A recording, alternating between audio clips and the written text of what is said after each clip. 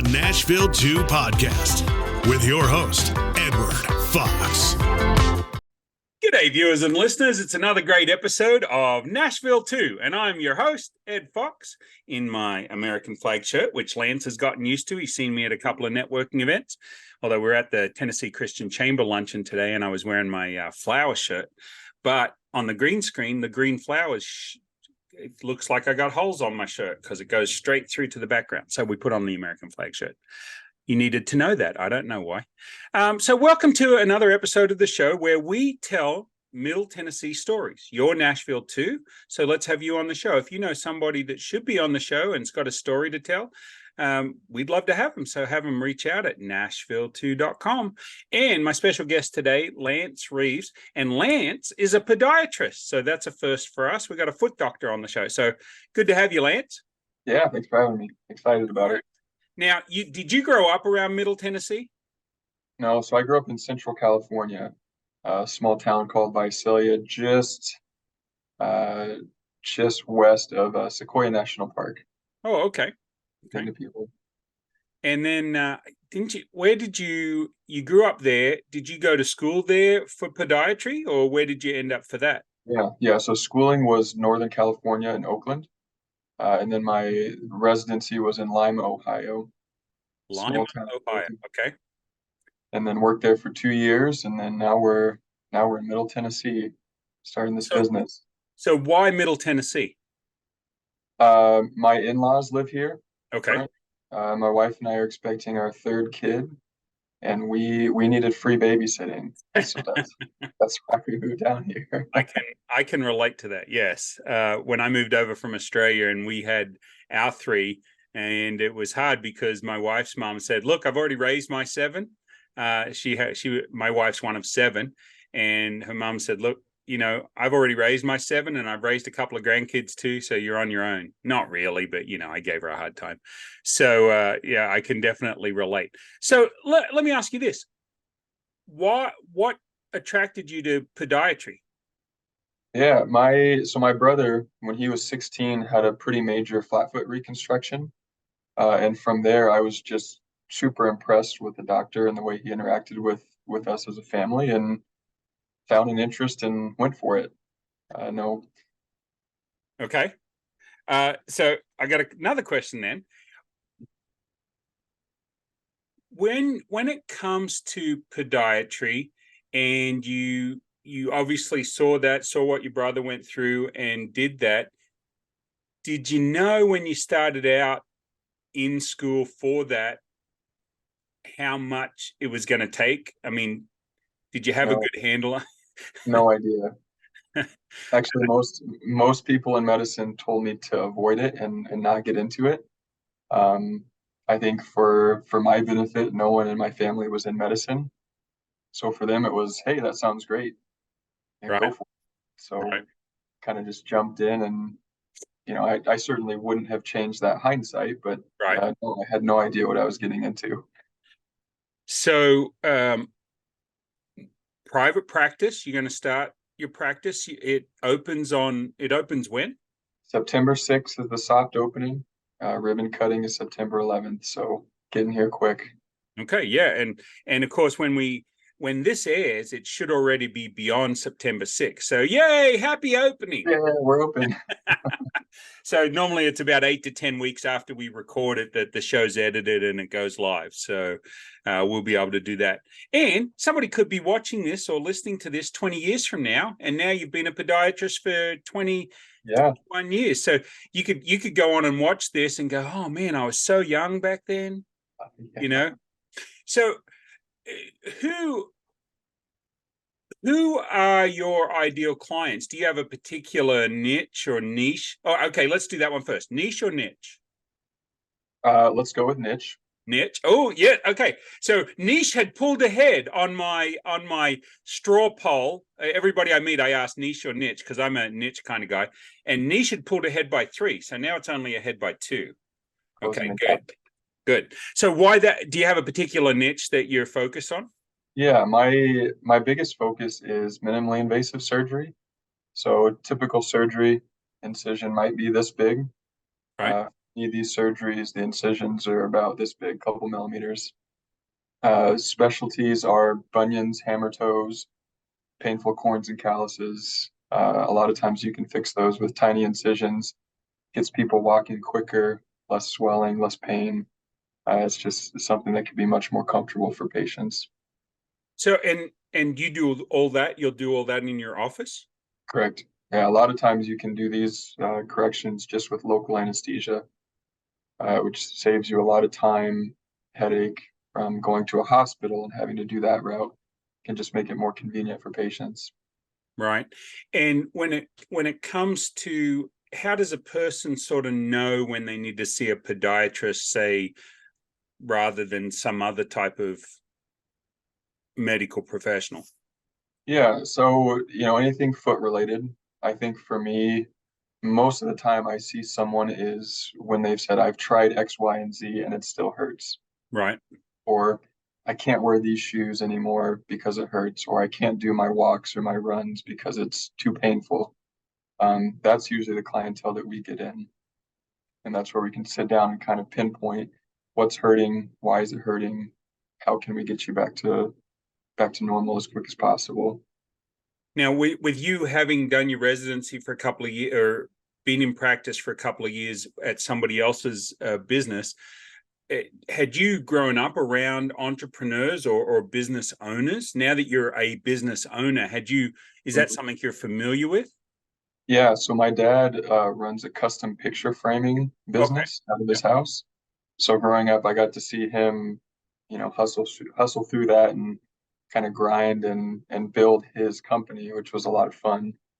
How many times did he hold up the frame and say, "I've been framed"? Yeah, right. Yeah, and on the t-shirt. Right. I could imagine that it would just be over and over and over. And where are they still in California? They are. Yep, Visalia, California. Oh, well, you have to get them out of there sooner or later. Yeah, they might be on their way. Oh, cool. My brother's family is moving to Atlanta pretty soon, so they might be swinging this direction. There you go. Well, and you're going to have 3 grandkids for them to, hold them. You can hold the kids as hostage. Hey, mom, dad, you need to move out of that state and move to Tennessee. That's right. Yeah. So that'd be cool too. Now, married, kids, you got 2 young ones, you got another one on the way.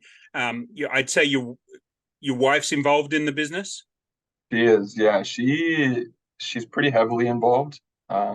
She worked a lot with our designer, getting all that lined up and figured out. She's doing some of the social media stuff. Right. She's been our quality assurance person for our website and our EMR. So she's doing all the stuff that I'm just not that good at, which is great. Makes us a great couple. Right. Because you're focused on what you know, which is the foot doctor. I've got a dad joke for you. I told you I was going to have some good foot dad jokes for you. My wife told me to stop acting like a flamingo. That's when I had to put my foot down. Yeah. You got any for me? What's a favorite podiatry dad joke? Dad joke? I think, pretty general ones is, I care for your soul. Oh, I like that. Yeah. Yeah. That's a good one. Yep. How does the astronaut cut his hangnail? Eclipse it. Okay, I'd never heard that one. That one I'm writing down. Okay, hey. Astronaut. Right. Okay. And that's all I got.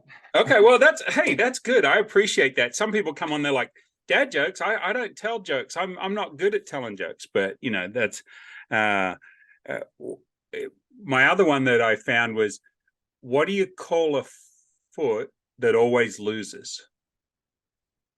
Defeated. That's it. We'll leave that there. My listeners listen to all these sort of stupid dad jokes from me all the time. So, okay. So you open the office September 6, 2023. You got let me get this straight. Now your kids are really young, right? 2.5, 1.5, something like that. 2.5, 15 months, and then October. Perfect time to start a new adventure and start a new business. We figured we'd do everything at once. We'd move to Tennessee, start a business, have a 3rd kid. I mean, who knows what 2024 will bring? There you go. Hey, look, more power to you, and you're young enough to do it, so that's going to be great. So you're going to have some great stories, like we were talking about. We were at lunch, and we were talking about how having your kids involved in the business. I loved growing up in a family business, and then having my kids involved in the business. So, okay, so you're doing all that. When you're not working, though, so you'll be putting in a lot of hours, obviously, to get that up off the ground and get clientele. And so people can reach out to you. What's the name of the office going to be? Cool Springs Foot Care. Oh, wow. Very complicated. Yeah. Mm-hmm. Cool Springs Foot Care. Okay. So, folks, look for Dr. Reeves and Cool Springs Foot Care. Mm-hmm. That's great. See, some people come up with these cutesy names, and I love a good pun, but I think it makes a lot more sense to just say what we do and where we do it. Yeah. Or in this case, where we do it and what we do. Cool Springs Foot Care. There's one of my favorite places right there. I was telling you, Peter Way. Yeah. Peter Way is in Cool Springs, right next to the Dunkin' Donuts. Folks, if you've not eaten at Peter Way, you got to go out and talk to Chad and Kim and their kids, who all run the business there with them. Although I think the daughter's smart, she kind of stays away from her brothers, goes to school, comes back during the summer and works in the restaurant. But Peter Way is great. You definitely need to check it out. So speaking of that, when you're not working, what are your favorite things to do? Are you big into hiking trails and hunting, fishing? What's your... Yeah, right now it's a lot of parks with swings and slides for the little ones. Yeah. I would say, separate from that, I'm a pretty athletic person, so I played basketball in college. So anything around sports is fun. I like the hiking. I really like building things with my hands. I think one of my favorite hobbies is building wood, metal, doesn't matter. Wood. Okay. Yeah, so cornhole boards are my favorite thing to make. Okay. Some pretty nice finishes on those to make them look clean. Oh, we could sell a few of those, I reckon, Lance. Yeah, we could. How do you decorate them? Do you do custom decorations, or do you just Yeah. Yeah, so the trick that I found is a gel stain. Okay. Because if you use a gel stain, you can tape off the lines and get a clean edge. Right. Versus some of your oil stains will bleed through. Look at that. There you go. I didn't even know what cornhole was when I showed up in America in 1990. They said, let's go play some cornhole. Like, what? You're going to put corn in a hole? Like, how does that work? So, but it's fun. I've won a few games. I've lost more than I've won, though. I can tell you that. Yeah, it's all about the fun, though. Yeah. Yeah, exactly. Well, that is cool. So do you have, one of the things we do on the show is we ask about hidden gems. So do you have some hidden gems for me, places you like to go, things you like to do when you're not working around Middle Tennessee? Now, are you in the Cool Springs area? Do you live in that area? Okay. Yeah, we are for right now, just in an apartment. Right.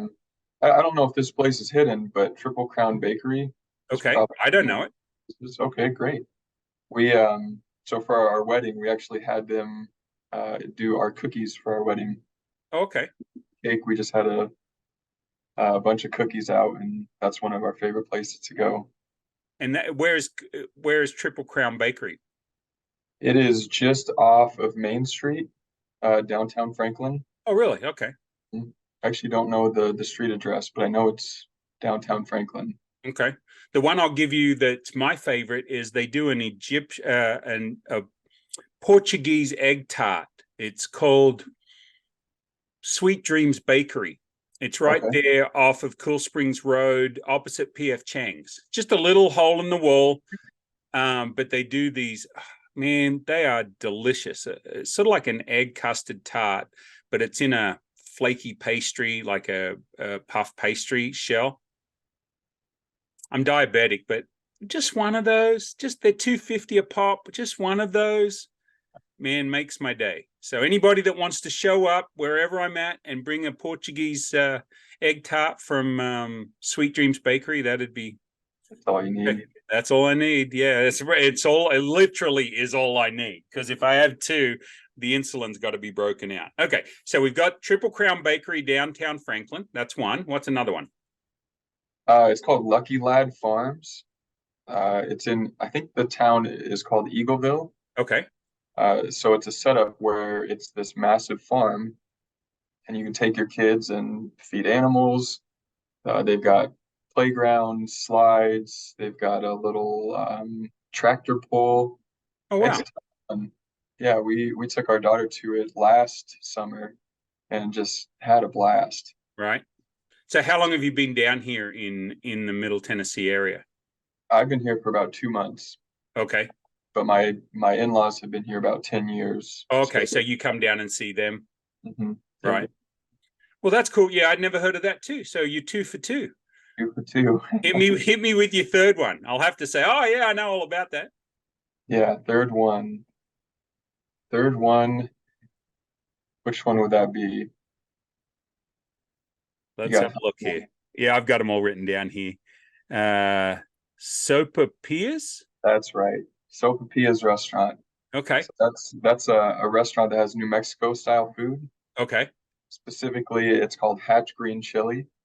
It's a chili that has, I don't know, for me, just the right amount of spice and flavor. Right. It's not going to knock your socks off or cause you to, start getting a runny nose. But Right. that the New Mexico food is my favorite food in the country. Okay. And So that's in Franklin also. it is, yeah. Awesome. Yeah. And 3 for 3, because I hadn't heard of any of those. So that's one of the reasons I love doing this show. It originally started out as meet interesting people, find out what they like around Middle Tennessee. And more I find things, sometimes we'll get to like Radnor Lake and Percy Priest and the different things. I'm like, well, yeah, Loveless Cafe, those are all important. But those are ones that a lot of people know. I didn't know any of them the first time I heard them. But having these cool little things that other people find, and now I've got 3 more I can add to my list to surprise my wife with, which is great. Yeah. So she's gonna love that. She's a big Mexican fan. She grew up in Kansas, Western Kansas, and her folks were contract harvesters, so they would travel around during the summer, harvesting wheat and soy and corn they'd start up in Canada or they'd end up in, I don't know, wherever, from Canada to Texas. I don't know which direction they went, which way, but she said, yeah, she was driving combines at 10 and the trucks to transfer all the grain over. And so they were in a different city each Sunday, because they would go to a different church each Sunday, some little church. So yeah, so she has spent a lot of time traveling around and is always looking for new things. As a business owner, it can be tiring paying cash for everything you need. Well, there's a better way. Introducing Trade Bank of Nashville. Our bartering service lets you exchange goods and services without the need for cash transactions. Trade Bank helps businesses like yours reduce expenses, bring in new business, and keep your cash where you need it most. Find out more and join our barter network today. Start getting what you need without paying cash, because sometimes barter is just smarter. Apply today at nashville.tradebank.com. Okay, a couple of questions back about your work and what you do. What's some good tips for better foot care? I mean, is that in your realm of knowledge? Is what you most see? I mean, I'm a big Croc fan, right? What's your thoughts on Crocs? Good for the feet, not good for the feet? So that's a political answer, and I would say it depends. Okay. It depends. I see. You're one of those guys. Yeah. You're very safe. Oh yeah. If you wear Crocs and it doesn't cause any problems, any ailments, they're great. But if you're wearing Crocs and you can't get through the day, that's not the shoe for you. Well, you know what? Although it is a political answer, that is very true, right? Because I used to wear a lot of dress shoes on concrete, and my feet always ached. And then I had some $400 inserts that worked really good. Like, I can't complain. They did their job. And then one of the nurses I saw when I had my open heart surgery, I said, oh, you wear those Crocs, like they're as ugly as, but like, are they comfortable? She goes, oh, they are so comfortable for me. I just had to buy the ones that were closed toed, so we didn't have any of the openings and stuff. I said, oh. And so I got out and I got out of hospital and I bought myself a pair of Crocs, and I've never looked back. Just quite honestly, I keep them all stacked actually next to my computer, and I've got like 12 different pairs of Crocs with different things on them. I just got some made with my barter exchange. I don't know if you can see. Oh, green screen. So they're green. Okay. And I just had trade bank printed all over them. But very nice. My other fun ones I just did. My grandfather used to say, "Oh, that's a crock of shit," right? Yeah.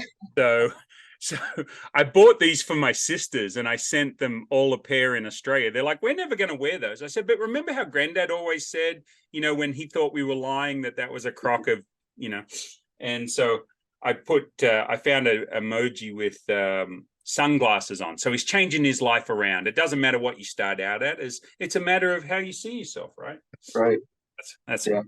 I wore them to church one day. My wife's like, "You're not wearing those to church." I'm like, "Look, how many people come into church wearing Crocs like this? None, because they're scared. They're scared to do it. I'm not scared." Yeah. Well, it's funny because a lot of people, they'll come in and ask me for specific shoe recommendations. Right. And they're kind of looking for, I want you to say this brand, and I really can't, because what works really well for me is not going to work for the next person. I'd hate for someone to buy a 200 pair of shoes and say, "Well, this was terrible." Right. And not every foot's the same, is it? Right. I mean, then we're not built the same. I've seen the heel spurs and the different things that happen to people, and from the flat foot, like you said, and the different, that's why we have 400 million different brands of shoes and styles. Like I find some of the athletic shoes are too soft, and then I find some that are too rigid, right? And it just depends. So are you going to carry any shoes in your office? No shoes. Okay. I'll have some, prefabricated orthotics. Definitely more interested in custom for people. Just what you're saying, everyone's feet are different. The more custom you can get for them, the better. Right. But shoes, I'll give recommendations and ideas, and I usually recommend people try them on at the end of the day versus the start of the day, because you're a little more swollen. But yeah, those are some of the tips I try to give people. Okay, so when it comes to shoes, that's fine. Would compression socks be in the podiatry field? Like my son was just saying, he liked the socks that have the bands around them that really compress on his feet. What's the advantage of those? It just helps with swelling. Okay. Swelling causes pain. If you're on your feet on all day and you get more swelling, you're gonna get that tired, achy, just sore feeling at the end of the day. And the tricky thing is the valves in your veins below the knee are not as strong as above the knee. So you're going to get more pooling of that swelling below the knee. So if you have those compression stockings, that helps push some of that fluid up as you're walking. Mm-hmm. And just kind of helps alleviate a lot of those things.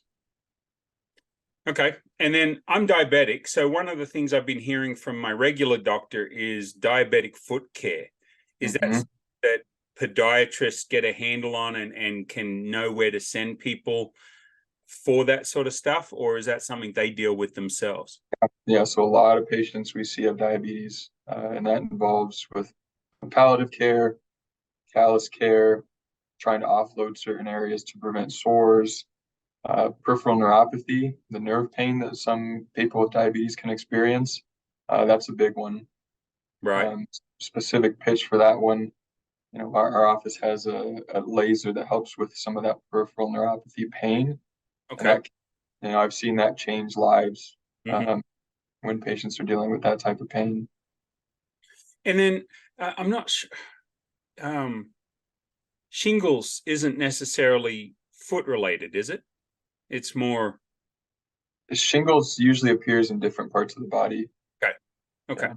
Yeah. I always think shingles. Yeah. Shingles. It's like I'm a ninth grade dropout. What do I know? So I'm definitely not a doctor. Doctor of dad jokes. That's about it. I did hear what was it? What do Japanese foot doctors eat for lunch? Sushi. Sushi. Sushi. I thought that was pretty good. I'd forgotten that one. but somebody just messaged it to me. Don't forget that joke. I'm like, I was telling somebody the other day that I was going to have you on. Okay, so we know what you do. We know where you do it. We know what you do when you're not working. We know a little bit about your family. As we wrap up, we've got about 5 minutes left. What else do we need to know? I would say I try to create an office that doesn't feel like a typical doctor's office. Going to a doctor can be scary. So I want it to be as comfortable as possible. I want you to have an experience that you probably haven't felt before at a doctor's office, and that's calm personality, soothing environment. I really do my best to stay on time, and a lot of the appointments I can do so. Right. I don't like people waiting, especially when it's my fault. That really bothers me. So, if you have a 4 o'clock appointment, there's a really good chance that I'm going to see you at 4 o'clock. And if nothing else, we'll get to know you. And obviously, I'm not going to have all the answers, but if I don't, I'm going to look at you and tell you that and get you to someone who does. So I realize that, the whole realm of knowledge doesn't exist between these years, but that's the beautiful thing about medicine is if you don't know, you can find someone who does. Yeah, and that is true. And so it's that team-like care, and that you have resources you can go to find that out. I always thought that doctors' appointments later in the day, the odds of being behind schedule, the later in the day it is more. Like I take like the 9 o'clock appointment because you probably haven't seen too many people yet, and then therefore it doesn't run. I've got a doctor in Wichita, Kansas that was my diabetic doctor, and he would spend as much time with patients as they needed, or even to the point of he wants to know their life stories and stuff, but you knew that if you booked an appointment with him after 1:30, it was going to be an hour and a half later than what you booked the appointment for. But he was that kind of guy, right? Good old boy, raises cattle, has rentals. He saw me at the hospital, and he was walking by, and the nurse, a new nurse, and he said, "That's not how you do that. Let me show you how to do this." And he just started talking to me. He's like, "Who's seen you?" And I said, "Nobody. I don't have a hospitalist." And he's like, "Well, do you want one?" I said, "Are you a hospital?" He said, "No, I'm not." He says, "But you've got some issues here that need to be addressed." And he said, "You're probably not feeling too good, are you?" I said, "No, I had my chest cracked and had surgery." Man, and he just took me under his wing, and I said, "Can you be my doctor full time?" Like, because the same sort of attitude that you have of caring for patients. Yeah. That's what I see, this calm, balanced, well thought out, or an individual that's willing to take the time that's needed. And just talking to you and seeing the way that you interact with other people in the networking that we've done, I'll be recommending people to you. So I'll be sending business your way for sure. Lance, hey, thanks for being on the show. I know we did it in short notice, and I really appreciate you taking the time to come on. And I'd love to have you back in, say, 6 months or a year, and tell us a little bit more about your journey and what you've learned. That'd be great. Awesome. Yeah. Thank you. Thanks for being on the show. Yeah, you're welcome. That was a ton of fun. This is the Nashville 2 podcast with your host, Edward Fox.